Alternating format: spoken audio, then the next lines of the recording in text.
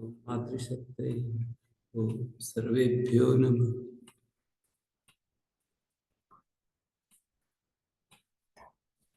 श्रीमद् भगवद गीता का जो क्रम चल रहा है उसकी ये 7वीं कक्षा है। ओम श्री गुरुभ्यो नमः। और कल हमने ये देखा था आत्मा अविनाशी है, अनुच्छिति धर्मा उपनिषदों में एक शब्द आता है जिसका उच्छेद नहीं। थोड़ी सी कल्पना करते हैं तो एकदम कैसा विचित्र सा लगता है कि अनादि काल से अनंत काल तक आत्मा में कुछ परिवर्तन नहीं होता, उसका विनाश भी नहीं होता। और इस प्रकरण में आगे बताएंगे कि वो पानी उसको गला नहीं सकता, अग्नि जला नहीं सकती, वायु सुखा नहीं सकती, ऐसा ही आत्म तत्व है। तो ऐसे इस आत्म तत्व के स्वरूप को यदि हम ध्यान में दें तो मृत्यु से किस बात का डर लगेगा। शरीर की अवस्थाएं बदलती रहती हैं, तो उसमें जैसे हमको बाल्यकाल से युवा होते, युवा से वृद्ध हो जाते हैं तो उसका अफसोस नहीं होता, उसका कोई हमें कष्ट नहीं होता। ऐसे ही मृत्यु भी उसी तरह की एक अवस्था है, वो भी हमारे लिए दुखप्रद नहीं होती यदि हम इस बात को समझ लें या फिर मान लें। दो बातें होती हैं, जो चीज़ें समझ में आ जाती हैं बुद्धि में उनको हम समझ लेते हैं, समझ में नहीं आती उनको मान लेते हैं। कि कोई प्रामाणिक व्यक्ति कह रहा है तो ये झूठा थोड़ी है, ये झूठ मूठ थोड़ी बोल रहा है, हमें कोई बहका थोड़ी रहा है। ये श्री अरविंद ने एक जगह कहा है कि जब मैं इस रास्ते में आया तो मेरे मन में यही बात आती थी कि हजारों ऋषि महर्षि एक ही आवाज में बोल रहे हैं, एक ही स्वर में बोल रहे हैं कि सच्चिदानंद भगवान, तो सबके सब तो झूठे नहीं हो सकते। तो इस तरह से अंतवंत इमे देहा नित्यस्योक्ता शरीरिणा, नित्य जो शरीरी है उसके ये देह जो हैं अंतवान कहे हैं, और अनासी है ये जो शरीरी है। शरीर और शरीरी, शरीरी अनासी है, नाश जिसका नहीं होता, अप्रमेय है, प्रत्यक्ष आदि प्रमाणों के द्वारा जिसको मापा नहीं जा सकता। अपने पास जितने प्रमाण हैं उन प्रमाणों की उसमें नहीं आता है, प्रमाण रूपी कैमरे में कैच नहीं किया जा सकता। प्रमाण को यदि हम कैमरे के रूप में माने और उससे कोई चित्र लेते हैं जैसे कैमरे से, तो प्रमाण रूपी कैमरे से आत्मा का चित्र नहीं लिया जा सकता। प्रमाणों से भी पहले ये विद्यमान है। आगम इसका वो बताता है ना स्वरूप, वो इसलिए बताता है कि आत्मा अज्ञान के कारण से बहुत सारी चीजों के मेल को भी हम आत्मा समझने लगते हैं। शरीर के साथ भी हम आत्मा को समझते हैं, कभी मन के साथ समझते हैं, कभी बुद्धि के साथ समझते हैं। तो जो शास्त्र आगम आत्मा के शुद्ध रूप को हमारे सामने रखता है, तो वो जो मिलावट है उसको दूर करने के लिए कि हम मिलित स्वरूप को आत्मा न समझें, इतना ही। ये शास्त्र अंतिम प्रमाण है एक प्रकार से, जो आत्मा के धर्म नहीं थे उनका अध्यारोप आत्मा पर कर दिया जाता है। अतत धर्म अध्यारोपण मात्र निवर्तकत्वेन, अतत धर्म आत्मधर्मों, आत्मा के जो धर्म नहीं है उनको आत्मा पर जब आरोपित कर दिया जाता है तो उनको निवृत्त करने में शास्त्र का तात्पर्य है।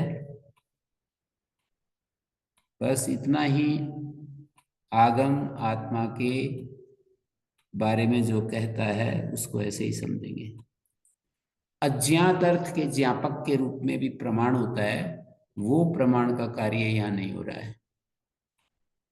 अज्ञात अर्थ के ज्ञापक के रूप में प्रमाण चलता है। जैसे मैं आंख से किसी वृक्ष को नहीं देख रहा हूं पहले, और जैसे ही मैंने देखा तो पहले जो नहीं देख रहा था वो मेरे ज्ञान में आ जाता है। किसी व्यक्ति को देख रहा हूं, पहले नहीं जानता था, वो मेरे ज्ञान में आ जाता है।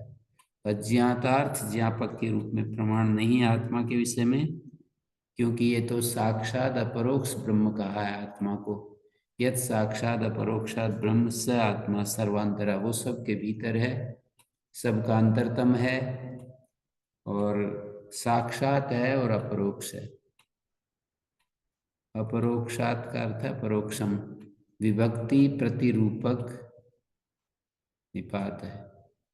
अपरोक्षात अपरोक्षम अर्थ में है। जो साक्षात है और अपरोक्ष है वो आत्मा है। तो यस्माद एवं नित्य है, इस प्रकार ये आत्मा नित्य है और विकार रहित है, अविक्रिय है।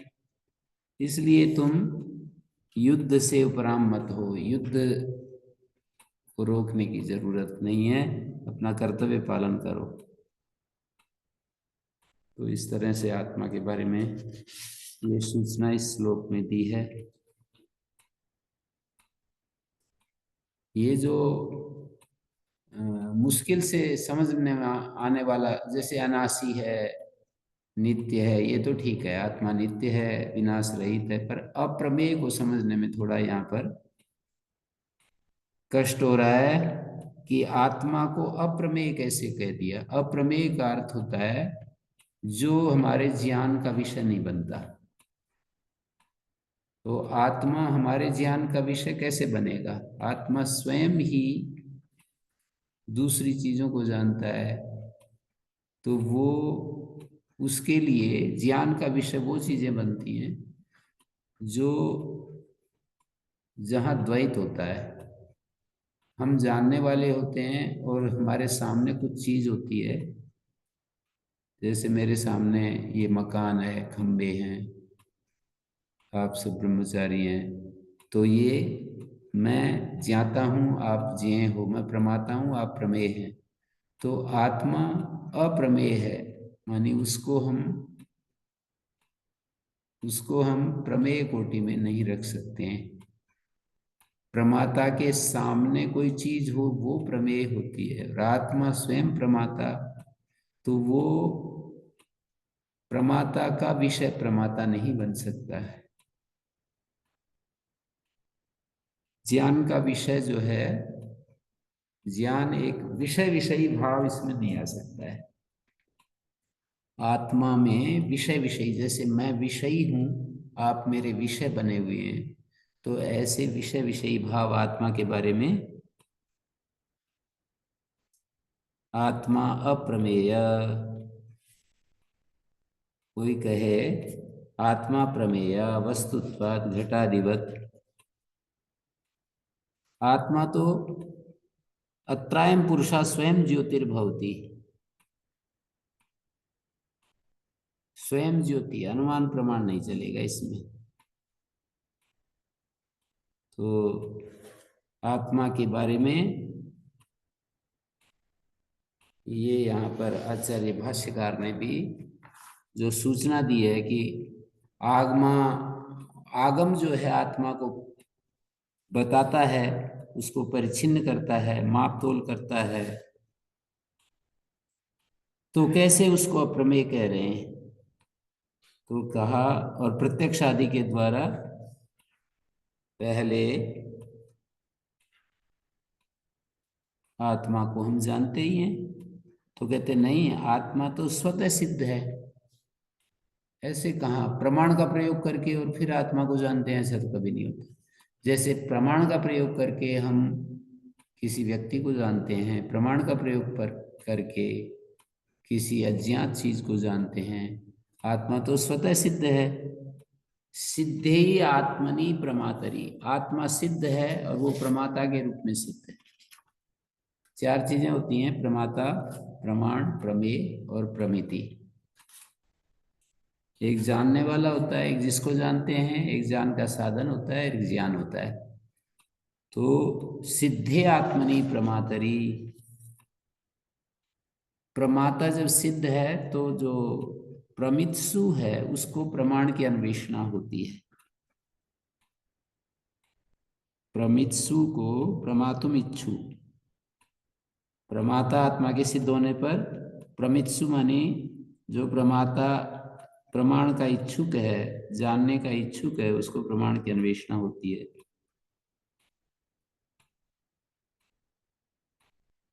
प्रमाता ही तो उसको प्रमेय को जानना चाहेगा, और प्रमाण की अन्वेषणा मानी चक्षुराधिकरणों की सहायता लेता है कि मैं आंख से किसी व्यक्ति को देख रहा हूं। रूप को प्रमित्सु होगा तो चक्षु का अन्वेषण करेगा, चक्षु से रूप देखा जाएगा। और शब्द का जानने का इच्छुक है तो श्रोत्र की अन्वेषणा करेगा, गंध का जानने का इच्छुक है तो घ्राण इंद्रिय को पकड़ेगा। तो ऐसे प्रमाता तो सिद्ध ही है, तो वो क्यों स्वतः सिद्ध है, उसके लिए क्यों कोशिश करेगा कि मैं आत्मा को जानूं। रही बात शास्त्रकार जो कहते हैं कि भाई आत्मा को जानना चाहिए, आत्मा वारे द्रष्टव्य श्रोतव्य मंतव्य, उसके शुद्धतम रूप को जानना चाहिए, क्योंकि आत्मा का जो स्वरूप है वो व्यवहार में मिला हुआ हमें अनुभव में आता है। हम शरीर को भी मैं कहते हैं, कभी कभी अपनी बुद्धि के साथ अपने आप को देख करके मैं विद्वान हूँ, मैं कम जानने वाला हूँ, वो बहुत ज्यादा जानता है, मैं तो कुछ भी नहीं जानता, मैं का जो प्रयोग हो रहा है कभी बुद्धि के स्तर पर, कभी संकल्प विकल्प, मैं दृढ़ संकल्प वाला हूँ, मैं मंद संकल्प वाला हूँ, मैं सुंदर हूँ, कुरूप हूँ, भारतीय हूँ, मैं स्त्री हूँ, पुरुष हूँ। इस तरह से आत्मा का प्रयोग इन सब चीजों के लिए हो रहा है। आत्मा तो न स्त्री है न पुरुष है, न, एक मंत्र में कहा भी है, अथर्ववेद के एक मंत्र में, न स्त्री न पुमान न नपुंसकम, ऐसे ऐसे कुछ कहा है। तो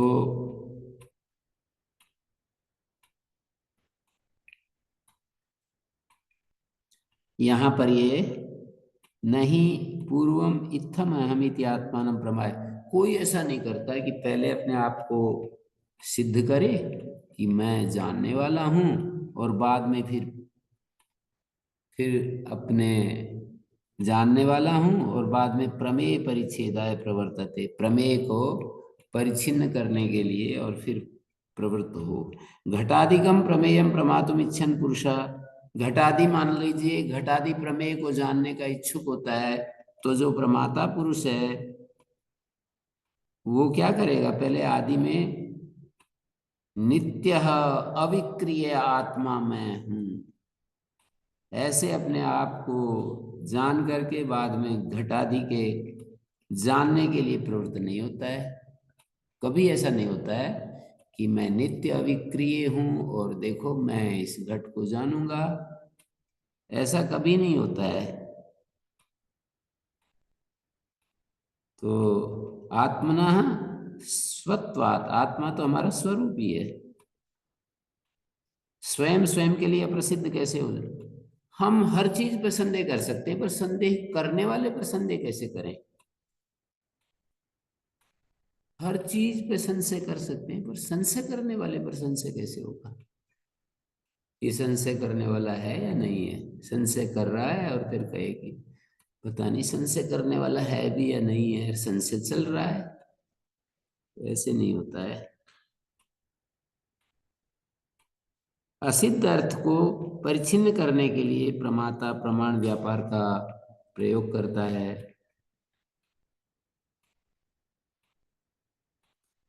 तो ये सब इसमें इस श्लोक में ये सारी अप्रमेय के बारे में चर्चा है। तो फिर कहेंगे शास्त्र तो अंतिम प्रमाण है और फिर इसमें बताता भी है कि भाई आत्मा को जानना चाहिए, तो उसका उत्तर मैंने दे दिया। पर आत्मा के शुद्धतम रूप को जानने के लिए शास्त्र कहता है, उसमें जो मिलावट होगी उस मिलावट को छांटने के लिए, मिलावट को हटाने के लिए आत्मा का जो शुद्धतम रूप है उसको हमारे सामने रखा है कि ये जो मिलावट है इसको हटाओ। बस इतना ही शास्त्र का हमारे लिए संकेत है। अतः धर्म अध्यारोपण मात्र निवर्तकत्वेन प्रमाणत्वम आत्मनि प्रतिपद्यते। शास्त्र जो है वो आत्मा में प्रमाणत्व की जो बात चलती है वो इतने ही में है कि वो जो उसका मिला हुआ रूप है उसको वो हमारे सामने रखता है।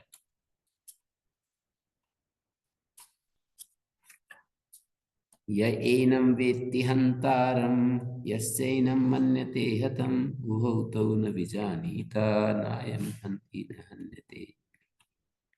जो आत्मा को हंता मानता है, शोक मोह आदि संसार कारण निवृत्ति के लिए गीता शास्त्रम न प्रवर्तकम इत्येतस्य अर्थ साक्षीभूते ऋचा ऋचौआनिनाय भगवान। भगवान ने जो है दो ऋचाओं को यहाँ पर खींच लाए। शोक मोह आदि संसार कारण को हटाने के लिए गीता शास्त्र कैसे प्रवर्तक हो सकता है, इस अर्थ के साक्षीभूत दो ऋचाओं को ले आए भगवान श्री कृष्ण भगवान। ये उपनिषद की दो ऋचाएं हैं, ये आगे जो आ रही 19 और 20। जो तुम ये मान रहे हो कि युद्ध में भीष्म आदि मेरे द्वारा मारे जाएंगे और मैं उनका मारने वाला हूंगा, ये बुद्धि तुम्हारी ठीक नहीं है। या एनम वेत्ति हंतारम, जो कोई व्यक्ति इस आत्मा को हंता मानता है, और यस्यैनम मन्यते हतम, और जो कोई व्यक्ति इसको मरा हुआ मानता है, एनम हतम मन्यते उभौ तौ न विजानीता, वो दोनों ही व्यक्ति अज्ञानी हैं, ना तो ये मारता है ना मरता है। इसका व्याकरण परक अर्थ इस तरह वाच्य परिवर्तन ऐसे होगा, या एनम वेत्ति हंतारम, येन अयम आत्मा हंता विद्यते ज्ञायते। येन, एनम माने एषा आत्मा, या एषा आत्मा हंता विद्यते।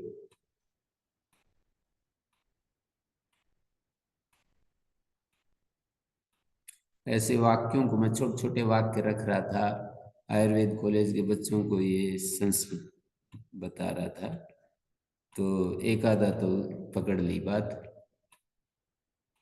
जैसे अहम स माम ताड़यति, इसको कैसे बनाएंगे, पकड़ ली बात। तेन अहम ताड़े, चल ठीक नहीं था, ताड़े ऐसे ऐसे कुछ कर रहे थे, ताड़े।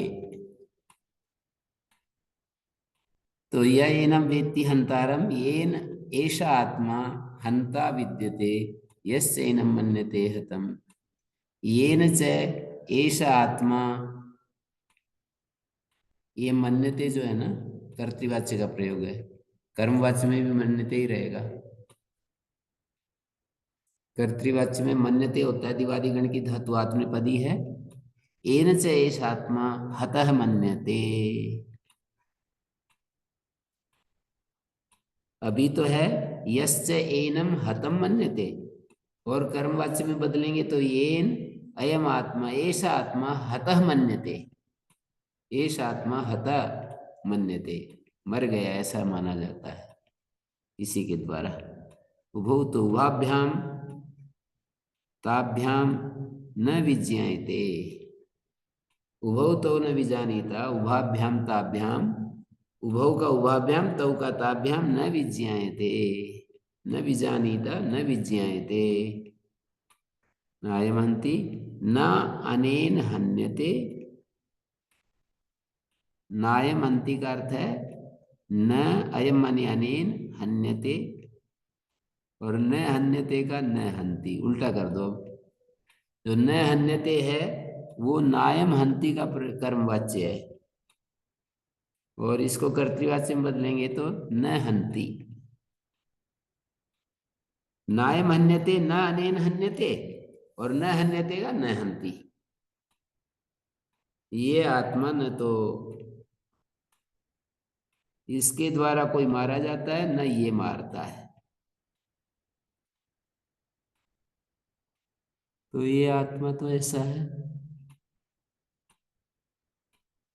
माने इसको ऐसे कहेंगे, जो आत्मा को हनन क्रिया का कर्ता के रूप में जानता है, और कोई इसको कर्म हनन क्रिया के कर्म के रूप में जानता है, तो हम इति हनन क्रिया का कर्ता और हनन क्रिया के कर्म के रूप में जो आत्मा को जानता है, वे दोनों अज्ञानी है। उन्होंने आत्मा के स्वरूप को ठीक नहीं जाना। हंता हम हतोस्मि अहम, देह हनन से आत्मा का हनन समझ लिया। देह का जो हनन था उसको आत्मा का हनन समझ लिया, इसलिए अज्ञानी है वे। आत्म स्वरूप में अनभिज्ञ हैं। ये चक्कर ये है कि हमारा जो देह है उसको ही हम आत्मा समझ लेते हैं। यही तो आत्मा के स्वरूप में हमारी समझने में भ्रांति हो जाती है, और देह के हनन को हम आत्म हनन कह देते हैं।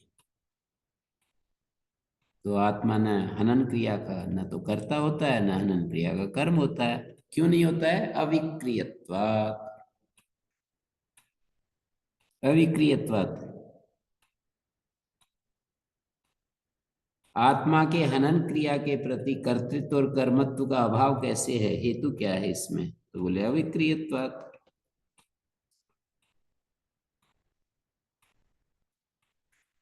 क्योंकि आत्मा हंतृत्व हतत्व आदि विकार उसमें आत्मा में नहीं होते हैं। निर्विकार में कैसे ये विकार आ जाएगा? हंतृत्व एक विकार है। विकार का अर्थ है परिवर्तन, और हतत्व भी एक विकार है। हतत्व जैसे कोई चीज थी, पहले एक रूप में थी, उसमें उसको हमने मार दिया तो उसमें परिवर्तन हो गया। और आत्मा तो अविक्रिय है। आत्मा में हतत्व धर्म कैसे आ सकता है? और हंतृत्व भी कैसे आ सकता है? हंतृत्व के लिए एक संकल्प चाहिए कि मैं मारूंगा, फिर उस संकल्प के अनुसार वो क्रिया करेगा, फिर वो कुछ उसमें पहले वाली जो स्थिति थी उससे दूसरी स्थिति में आ गया। पहले बिना मारने वाला था, मारने वाला हो गया।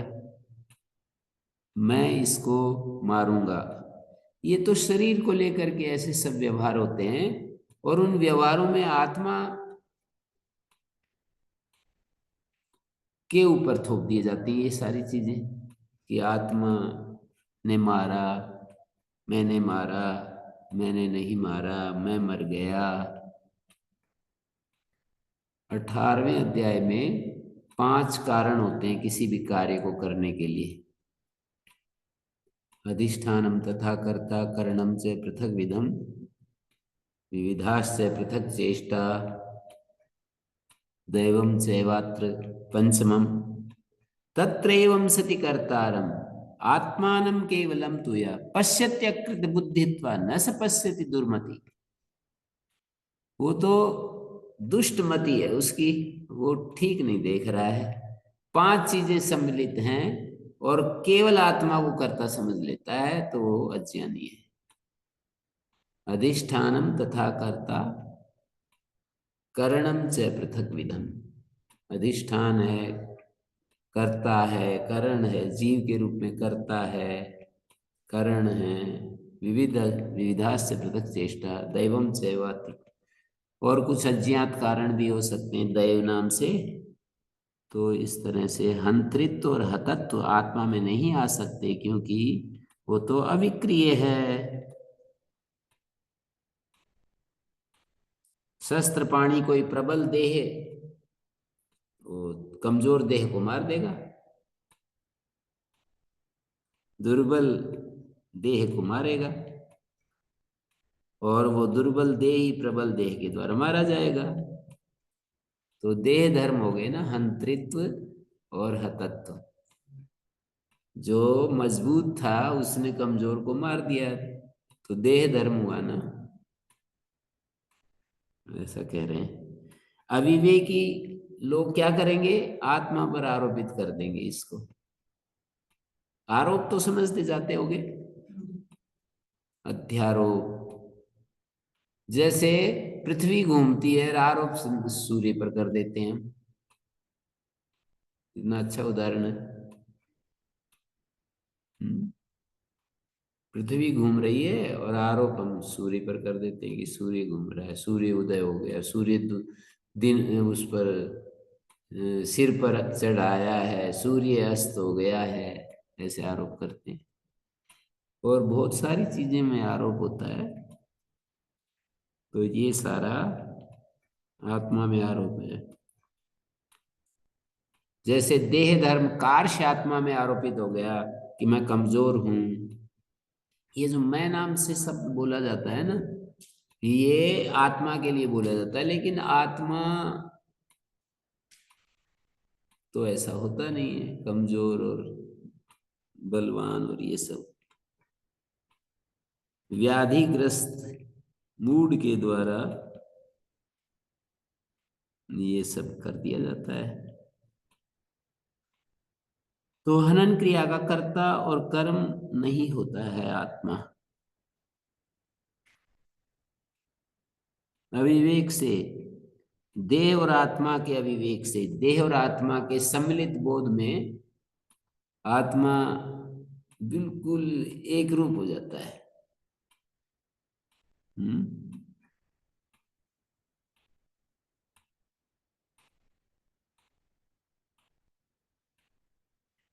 तो इस तरह से ये श्लोक बहुत ही अच्छा लग रहा है मुझे तो।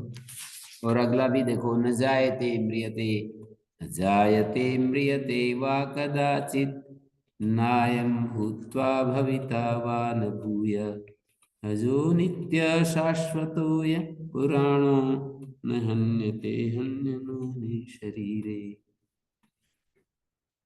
आत्मा अविक्रिय कैसे है, ये दूसरा मंत्र और उसको प्रमाणित कर रहा है। विकार रहित कैसे है, बोले न जायते नोत्पद्यते, जनी लक्षण वस्तु में जो विक्रिया होती है वो आत्मा में नहीं होती है, और मरण लक्षण जो विक्रिया होती है वो भी आत्मा में नहीं होती है।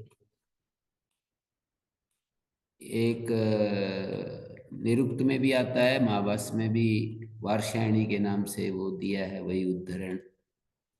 षड्भाव विकारा इतिस्माह भगवान वार्ष्यायणी, ऐसे भाष्यकार ने कहा है कि षड भाव विकारा, वस्तु के वस्तु के अंदर छह विकार होते हैं। जायते अस्ति विपरिणमते वर्धते अपक्षीयते विनश्यति, ऐसे छह विकार बताए हैं। जायते अस्ति विपरिणमते वर्धते अपक्षीयते विनश्यति, छह भाव विकार बताए हैं। तो उनमें पहला जो है भाव विकार है जनी लक्षण, और अंतिम भाव विकार है मरण लक्षण। तो विक्रिया है ये सारे भाव विकार। विकार माने विक्रिया, विकार कह लो विक्रिया कह लो।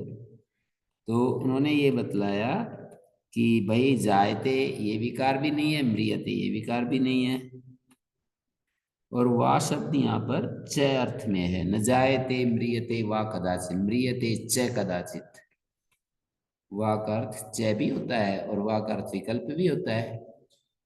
न जायते म्रियते वा कदाचित च कदाचित। जैसे ईश्वर प्रणिधानाद व योग शास्त्र में आर्य समाज योगी शैली में, आर्य समाज के विद्वानों की शैली में ईश्वर प्रणिधानात च ऐसा कहते हैं कि ईश्वर प्रणिधान भी समाधि सिद्धि में सहायक है। अभ्यास वैराग्य के साथ ईश्वर प्रणिधान भी। और वे लोग कहते हैं कि नहीं, वह विकल्प है, साधन एक है अभ्यास वैराग्य, दूसरा है ईश्वर प्रणिधान। अभ्यास वैराग्य करना नहीं पड़ेगा, ईश्वर प्रणिधान में अपने आप होगा। तो इसलिए वो तो करने का उपदेश दिया है, अभ्यास और वैराग्य। संसार के संसार के प्रति वैराग्य और आत्मा में मन को निरंतर, आत्मा में मन को लगाए रखना, ये अभ्यास है। और ईश्वर प्रणिधान भक्ति पक्ष है, वो ज्ञान पक्ष है। वृत्ति निरोध से हम तदा दृष्टु स्वरूप स्थानम, इस स्थिति में आते हैं। वृत्तियों का जब निरोध होता है तो तदा दृष्टु स्वरूप अवस्थानम आते हैं। कहते हैं वृत्तियों का निरोध क्या, किस उपाय से करें? प्रमाण आदि जो वृत्तियां हैं उनको कैसे रोकें? बोले अभ्यास वैराग्य से रोक। फिर बोले ईश्वर प्रणिधान अथवा ईश्वर प्रणिधान से रोको। तो वो आर्य समाज के विद्वान ये कहते हैं, मुझे ऐसा लगा, आचार्य ज्ञानेश्वर जी का एक योग दर्शन का वो मैंने देखा था, तो उन्होंने कहा ईश्वर प्रणिधान भी वृत्ति निरोध में सहायक है। भी जो कहा ना उन्होंने, वो चैल अर्थ मान करके किया है। माने एक तो हो गया अभ्यास वैराग्य, दूसरा ईश्वर प्रणिधान भी वृत्ति निरोध में सहायक है।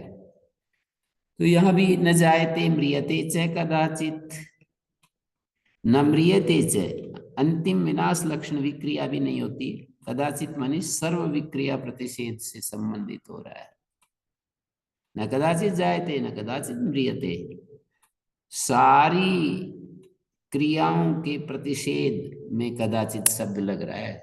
पहली और अंतिम कह दी तो बीच वाली भी नहीं है, विक्रिया मात्र का प्रतिषेध कर रहे हैं। नायम भूत्वा भविता वा न हुआ, ये जो प्रयोग है ना, ध्यान, दो अर्थ किए हैं आचार्य ने। नायम भूत्वा, यस्मादयम आत्मा भूत्वा, भवन क्रिया का अनुभव करके बाद में अभविता, भूत्वा के और भविता के बीच में अ जो है ना, पूर्व रूप कर रखा है। अयम आत्मा भूत्वा पश्चात अभविता इति न, न जो शुरू में है ना उसके साथ जोड़ेंगे। अयम आत्मा भूत्वा भवन क्रियाम अनुभूति पश्चात अभविता, अभावम गंता, अभविता का अर्थ अभाव को प्राप्त हो जाएगा। न पुनः तस्मान् न म्रियते, न अयम आत्मा भूत्वा भविता न इति न, और न भूयः, भूय माने पुनः,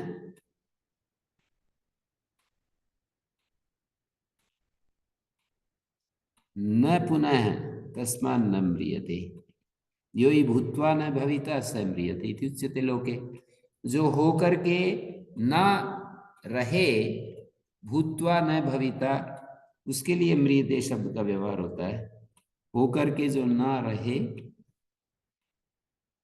वा शब्दात न शब्दात च अयम आत्मा अभूत्वा भविता वा देहवत न भूयः पुनः, वा शब्द भी डाल रखा है इसमें और न शब्द भी डाल रखा है, तो एक पक्षांतर दिखा करके अयम आत्मा अभूत्वा, या यूं समझो कि यह आत्मा न हो करके और फिर होगा, ये भी नहीं है।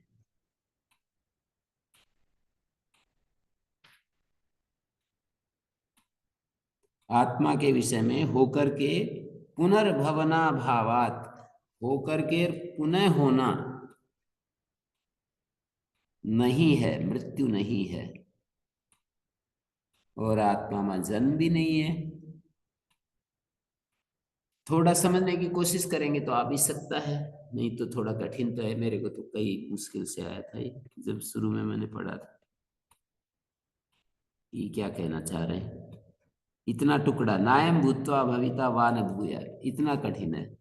अजो नित्य शाश्वतो एवं पुराणो न हन्यते हन्यमाने शरीर, आगे तो ठीक है भाई, इतनी बात है। होकर के नहीं रहेगा ये भी नहीं है, और ना होकर के हो जाएगा ये भी नहीं है। सार तो ये है, होकर के नहीं रहेगा ऐसा नहीं, और ना हो करके हो जाएगा ऐसा भी नहीं। वही ना सतो विद्यते भावो ना भावो विद्यते सता कहा था ना, कि जो है उसका नहीं है में बदलाव नहीं होगा, और जो नहीं है उसका है में नहीं। तो भूत्वा अभविता इति न, हो करके और फिर नहीं रहेगा ऐसा नहीं, और नहीं हो करके हो जाएगा ये भी नहीं। पर ये शब्द से कैसे निकाल रहे हैं, बस इतना कठिन है। भावानुवाद तो बता ही दिया, समझ में भी आ ही गया होगा।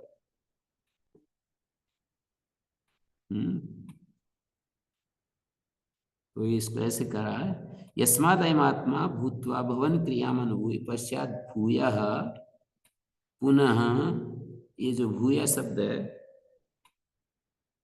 पुनः अभविता अभावम गंता न, होकर के और भूय पुनः अभाव को प्राप्त हो जाएगा। अभविता शब्द का अर्थ है अभावम गंता न, तस्मात् न म्रियते, इसलिए पहला वाक्य है ना, तस्मात् न म्रियते, इसलिए आत्मा मरता नहीं है। क्या कहा? ये आत्मा होकर के भवन क्रिया को अनुभव करके बाद में फिर अभाव को प्राप्त हो जाएगा ऐसा नहीं, इसलिए ऐसा नहीं, इसलिए न म्रियते ये सिद्ध हो गया। ऐसा नहीं इसलिए न म्रियते सिद्ध हो गया कि आत्मा मरता नहीं, अभाव को प्राप्त हो जाएगा ऐसा नहीं, अर्थात मरेगा नहीं। और दूसरी तरफ कहें तो भवन क्रियाम अनुभूय, भवन क्रिया का अनुभव करके जनि क्रियाश्रयत्व प्रपद्य,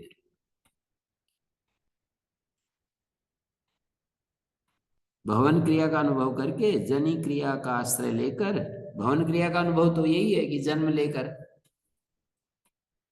जनि क्रियाश्रयत्व प्रपद्य जाता सन, कि कोई चीज उत्पन्न हुई, अभाव नाशम न गंता न प्राप्स्यति, अभाव को नाश को प्राप्त नहीं होगा, न म्रियते, भवन क्रिया का अनुभव करके जाता सन, उत्पन्न हुआ हुआ, अभाव नाशम न गंता, अभाव नाश को नहीं प्राप्त होगा। अब इसको कह रहे हैं व्यतिरेक मुख से, यो ही, जो देहादि गगन कुसुमादि अभूत्वा एव दर्शनम प्रपद्यन्ते न तेषां मृतत्व व्यवहार। कहते हैं जो देह आदि पदार्थ होते हैं ना, वो देह आदि पदार्थ होकर के नहीं होते, नासम प्रपद्यते, देह आदि जो पदार्थ हैं वो होकर के न भवती नासम प्रपद्यते, देह जो है हमारा है अभी तो, और फिर वो नाश को प्राप्त हो जाएगा, नहीं रहेगा, उसको अम्रियते कहते हैं ना। अभी हम जिंदे हैं और अभी सांस बंद हो गया तो कहते हैं मर गया भाई, अभी तो जीवित है श्वास रुकते ही। किन के द्वारा ऐसा कहा जाता है? म्रियते इति उच्यते लोके जनई, लोगों के द्वारा कहा जाता है।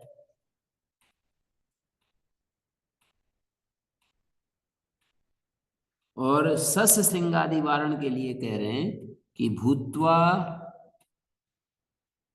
सस श्रृंग गगन कुसुमादि ने अभूत्वा एव दर्शनम, अभूत्वा एव दर्शनम प्रपद्यन्ते, ना होकर के ही और वो अदर्शन को प्राप्त हो जाते हैं, तो उनके लिए भी मृतत्व व्यवहार नहीं होता है, मर गए। ना होकर के ही अभाव को प्राप्त हो जाए उनके लिए भी तो ये मृतत्व व्यवहार नहीं होता है, नहीं होता है। तो अयम आत्मा भूत्वा अभविता भावम गंता इति न, वा अथवा, अथवा कह करके उसका उल्टा करो, पक्षांतर। पहला क्या था? हो करके नहीं रहेगा, अब वा कह करके अथवा ना हो करके होगा, ऐसे कहेंगे। न होकर के होगा तभी तो जन्म होता है, पहले नहीं था, बच्चा जन्म ले लिया, न होकर के होगा, ये भी आत्मा में नहीं घटेगा। वा शब्दात न शब्दात से, न शब्द भी है। ननु जायते म्रियते वा कदाचित, कह रहे हैं कि न जायते म्रियते वा कदाचित, एक ही तो नकार है, दो नकार तो है नहीं। तो कहते हैं जायते म्रिय क्रियाद्वय अन्वयात, श्रूयमाण से एकस्य न, श्रूयमाण एक का ही क्रिया में अन्वय, नायम भूत्वा अभविता भूया, ये आत्मा होकर के नहीं रहेगा पुनः, भूया मानी पुनः, वा न भूया, वा और न ये दो शब्द व्यर्थ हो जाएंगे यदि ऐसा हम अर्थ नहीं करेंगे तो, वा और न। क्यों? यदि हम यूं कहें नायम भूत्वा अभविता भूया, देखिए ध्यान से, अयम आत्मा भूत्वा अभविता भूय, ऐसे जोड़ो, भूय माने पुनः, ये आत्मा होकर के नहीं रहेगा, फिर ये वा और न क्या कर रहे हैं? वा और न ये क्या कर रहे हैं? अभूत्वा भूय पुनर्भविता, तो इसको कैसे हम कहेंगे? ये तो व्यर्थ हो जाएगा फिर, वा और न। तो वा शब्द से अभूत्वा छेद करेंगे, अथवा होकर के देह की तरह, देह जैसे है,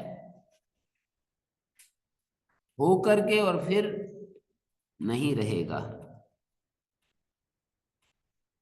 अभूत्वा भविता। वा को पक्षांतर में कहेंगे तो वहां तो भूत्वा भविता था, अभूत्वा भविता कहेंगे। ये आत्मा न होकर के और फिर लेगा, होगा। अभूत्वा भविता उसको जायते कहते हैं ना, वैसा आत्मा नहीं। तस्मात् न जायते मानी यो अभूत्वा भविता स जायते इति उच्यते, न वयम आत्मा तो न जायते। यस्माद् एवं, जब ऐसा है तो ये अज है और नित्य है, क्योंकि ऐसा है इसलिए आत्मा अज है। यस्मात् न म्रियते तस्मात् नित्य, जो मरता है वो तो अनित्य होगा, जो मरेगा नहीं तो नित्य है। आदि और अंत वाली सभी विक्रियाओं, आदि और अंत वाली क्रियाओं का निषेध करने से सारी विक्रिया प्रतिषिद्ध हो गई, फिर भी मध्य भाविनी नाम विक्रियाणाम, अपने ही शब्दों से प्रतिषेध करना है। जो यौवन आदि समस्त विक्रियाएं हैं ना, उनका भी प्रतिषेध, शाश्वतोयम न हन्यते हन्यमाने शरीर, ये तो शाश्वत है, अजो नित्य शाश्वतोयम पुराण, ये शाश्वत है, पुराण है। शाश्वत का अर्थ है अपक्षय लक्षणा विक्रिया इसमें नहीं है, और नापक्षीयते, और पुराण है, अपक्षय विपरीता विवृद्धि लक्षणा विक्रिया कोई मानेगा तो वो पुराण कह दिया। इस तरह से न हन्यते हन्यमाने शरीरे, इसके पुराण का अर्थ होता है पुरापि नव, पहले भी नया था, इसको पुराण कहते हैं। क्रिया मात्र का निषेध कर दिया जी आत्मा में इन दोनों श्लोकों में। अतो अजो नित्या शाश्वत एवं पुराणो न हन्यते हन्यमाने शरीरे, शरीर के नष्ट होने से आत्मा नष्ट नहीं होता है। न जायते म्रियते वा कदाचित, कदाचित अपि आत्मना न जन्यते, आत्मा न जायते, इसका वाच्य बदलेंगे तो आत्मना न जन्यते, जायते और जन्यते दो रूप बनते हैं, तो आत्मना न जन्यते, और आत्मा म्रियते, आत्मना न म्रियते, म्रियते भी वैसा ही रूप है, कर्तृवाच्य कर्मवाच्य एक, भाववाच्य एक जैसा ही है। कदाचित नायम भूत्वा भविता वा न भूया, अयम आत्मानेन आत्मना भूत्वा पुनः अभविता इति न, अथवा अभूत्वा भविता इत्यपि न। दो बात है ना, वा से ये कैसे ले लिया, वा से ये कैसे ले लिया, अयम आत्मा भूत्वा भविता, और वा से ये ले रहे हैं कि अभूत्वा भविता। अभविता का जो अ है ना उसको हटा देंगे और भूत्वा में अ जोड़ देंगे, पक्षांतर दिखाने के लिए तो ऐसे ही करना पड़ेगा। अथवा, अथवा का अर्थ है उससे विपरीत, जो पहले कहा है उससे विपरीत। पहले क्या कहा है? भूत्वा भविता कहा है, इससे उल्टा कर दो अभूत्वा भविता। अभूत्वा भविता जन्म के लिए कहा जाता है, तो आत्मा का जन्म भी नहीं होता। अभूत्वा भविता, जो ना होकर के रहे वो जन्म होता है। आत्मा तो ऐसा नहीं है, शाश्वत है, ये अज है। क्योंकि ऐसा है इसलिए ना तो ये जन्म लेता है, और ये तो नित्य है और शाश्वत है, मरता भी नहीं है इसलिए नित्य है। जन्म नहीं लेता इसलिए तो अज है। न जायते इति अज, और न म्रियते इति नित्य। पहली पंक्ति में जो कहा था उसको और दृढ़ कर रहे हैं कि अजो नित्य शाश्वतोयम पुराणो। पहले भी ये तो नया ही था और शाश्वत है ये। न हन्यते हन्यमाने शरीरे, शरीरे हन्यमाने आत्मा न हन्यते, आत्मानं न कश्चिदपि हन्ति हन्तुमरति। न हन्यते भावाच्य है, तो हन्यमाने शरीरे आत्मानं न कश्चिद हन्ति न कश्चिद हन्तुमरति। आत्मा को कोई मारता नहीं है, मार नहीं सकता है। बम्बारमेंट हो रहा था तो एक जर्मन महिला का, मैंने भारत की गीता पढ़ी है, मुझे तो कोई इससे नहीं, अभी मर जाए क्या दिक्कत है। बम्बारमेंट हो रहा था चारों तरफ, बहुत ही वो हो रही थी, और वो ऐसे निर्भय होकर के बोले आत्मा थोड़ी मरता है, ये शरीर मरेगा। मेरे को तो इस पर पूरा भगवत गीता के इस वचन में पूरा विश्वास है। ठीक है, शरीर अभी जाए या एक 100 साल बाद जाए, क्या लेना देना है।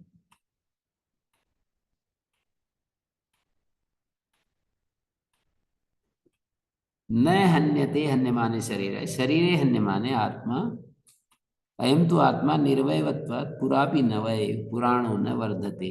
पहले भी नया ही था ये, बड़ा ऐसे नहीं कि इसमें बढ़ना घटना हो जाता है।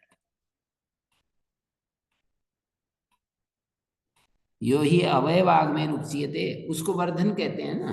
कुछ नया नया अवयव जुड़ते जाते हैं, ईंटें जैसे जुड़ते जुड़ते मकान बन जाता है, ऐसे ही सेल जो होते हैं वो जुड़ते जुड़ते छोटे से बड़ा शरीर दिखाई देने लगता है। निर्वय है आत्मा, पुरापि नवय पुराणो न वर्धते न हन्यते विपरिणम्य माने हन्य माने। शरीर के विपरिणम्यमान होने पर भी न हन्यते, हन्यते का अर्थ है न विपरिणम्यते, इसमें कोई विकार नहीं होता, परिवर्तन नहीं होता। हंति यहाँ पर विपरिणामार्थक है, आचार्य ने कहा अपुनरुक्तता के लिए ऐसा मानेंगे, क्योंकि वो तो पहले अन्यते अन्यते तो बार बार कह ही दिया ना। यहाँ दोबारा अन्यते क्यों कह रहे हैं? पहले वाले श्लोक में अन्यते आ गया, यहाँ भी अन्यते आ गया, तो कह रहे हैं शरीरे विपरिणम्य माने, हन धातु का अर्थ है विपरिणाम, परिवर्तन। शरीर के परिवर्तन होने में आत्मा परिवर्तित नहीं होता है। माने इस मंत्र में 6 भाव विकार लौकिक वस्तु विक्रिया संबंधी हैं, लौकिक वस्तु में ही होते हैं, आत्मा में उनका प्रतिषेध कर रहे हैं। सर्व प्रकार विक्रिया रहित आत्मा, सभी प्रकार की विक्रिया से रहित है आत्मा।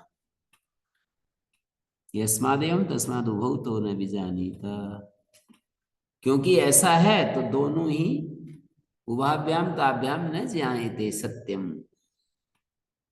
जो मारता है और मारा जाता है, ऐसा जो बोलता है वो सत्य से बहुत दूर है।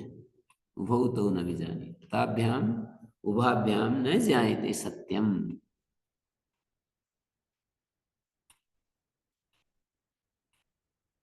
तो किसी का कुछ प्रश्न तो नहीं होगा इसमें?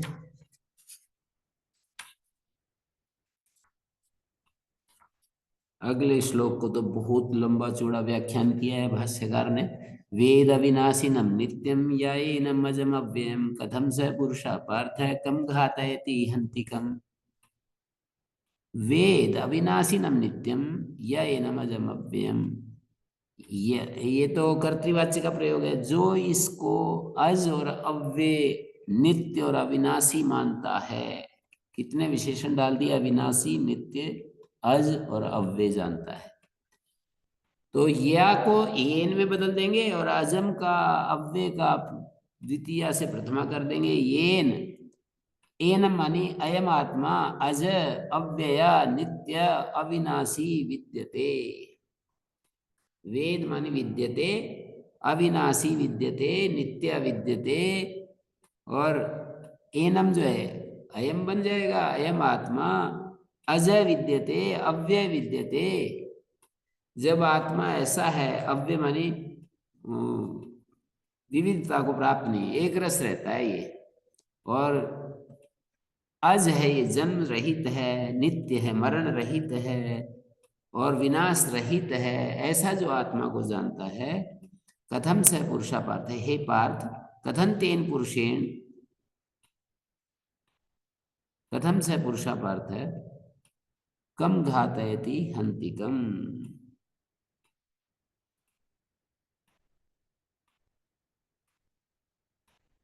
हे पार्थ, वो पुरुष जो ऐसा जानता है, वो पुरुष है ना, कथन तेन पुरुषेण,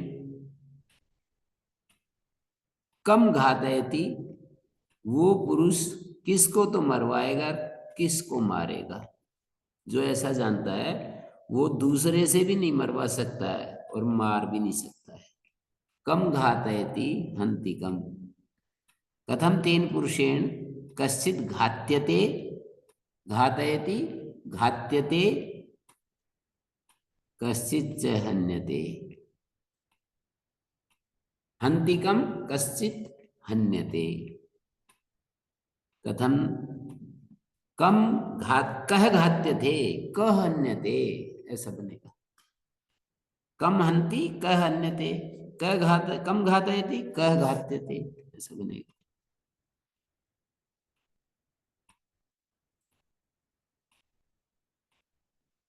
तो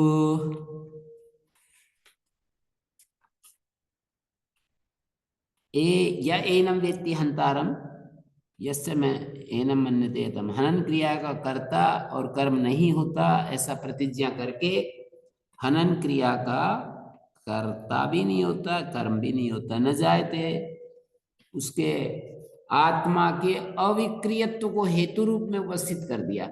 आत्मा क्योंकि अविकारी है, इसलिए न जायते म्रियते। ये आत्मा ना तो हनन क्रिया का कर्ता बनेगा, ना हनन क्रिया का कर्म बनेगा, क्योंकि वो अविक्रिय है। अब इसका उपसंहार कर रहे हैं, जो प्रतिज्ञात अर्थ था ना, उसका उपसंहार कर रहे हैं। प्रतिज्ञात अर्थ क्या था कि आत्मा अनासी है, नित्य है, पीछे आया था ना। अंतवंता में देहा नित्यस्योक्ता शरीरिणा अनासीनो प्रमेयस्य तस्मात् युद्धस्व भारत, ऐसे जो कहा था। अष्टाध्यायी की तरह इसका अभ्यास होना चाहिए, तो फिर बुद्धि हमारी ऐसे चलेगी। फिर वो विचार करते करते पहले तो नाटक करेंगे, फिर वो स्वभाव में आ जाएगा। जैसे यूरोप में, दुबई आदि देशों में कानून के द्वारा पहले तो खूब डरते डरते उनसे नियम पालन करवाया जाता है, फिर उनके स्वभाव में, आदत में आ जाती है। पहले तो कानून के कारण से डरते रहते हैं, क्योंकि कानून का उल्लंघन किया मरे। इतना ही नहीं होता है कि उनको दंड सजा मिलती है, सब जगह उनका नंबर काट देते हैं। उनको कोई वो नहीं मिलेगा, कोई कोई किसी प्रकार का लोन नहीं मिलेगा। यदि अप्लाई करेंगे तो वहाँ तो लोन खूब मिल जाते हैं, पर ऐसे गलती करेगा ना तो उसका लोन नहीं मिलेगा। ऐसा उसको ये नहीं करेंगे, उसको वो नहीं करेंगे, नौकरी नहीं देंगे। सब तरफ से उसको इतना कठोर नियम में बांध देंगे कि वो फिर गलती करते ही नहीं, फिर आदत पड़ जाती है। तो ऐसे ही यहाँ पर मैं कह रहा हूं कि पहले तो हम नाटक करेंगे। क्या नाटक करेंगे? आत्मा नित्य है, आत्मा ऐसा है, आत्मा वैसा है, मरता नहीं है। बुद्धि से विचार करना नाटक कह रहा हूं। बुद्धि से विचार करेंगे और फिर बुद्धि को स्वीकार हो जाएगा, धीरे धीरे करते करते बुद्धि जो है फिर ऐसे ही मानने लगेगी। तो वेद विजानाति अविनाशिनम, अविनाशी अंत्य भाव विकार रहितम नित्यम विपरिणाम रहितम यो वेदिति संबंध। एनम माने पहले मंत्र में जो कहा था, अजम जन्म रहितम अव्ययम अपक्षय रहितम कथम केन प्रकार से विद्वान पुरुष, वो विद्वान पुरुष जो ऐसा जानता है आत्मा को, और वो विद्वान अधिकारी पुरुष हंति हनन क्रिया को करे या हंता का प्रयोजक बने, नहीं हो सकता। आक्षेप में कथम शब्द है ना, कथम से पुरुषा पार्थ कम घातयति हंतिकम, तो इसका उत्तर क्या जाएगा? नहीं हो सकता। कैसे वो प्रेरक बनेगा और कैसे वो मारेगा? नहीं हो सकता। न कथनचित कंचित हंति न कथनचित घातयति, आक्षेप में अर्थ हो रहा है। तो विद्वान को सब कर्मों का प्रतिषेध कर दिया। हंतेस्तु आक्षेप उदाहरणार्थत्वेन कथिता। तो ये यहीं पर विराम देते हैं। ओम शांति शांति शांति। ओम भगवान प्रणाम। ओम श्री गुरुभ्यो नमः। अनुगृहीता स्मः।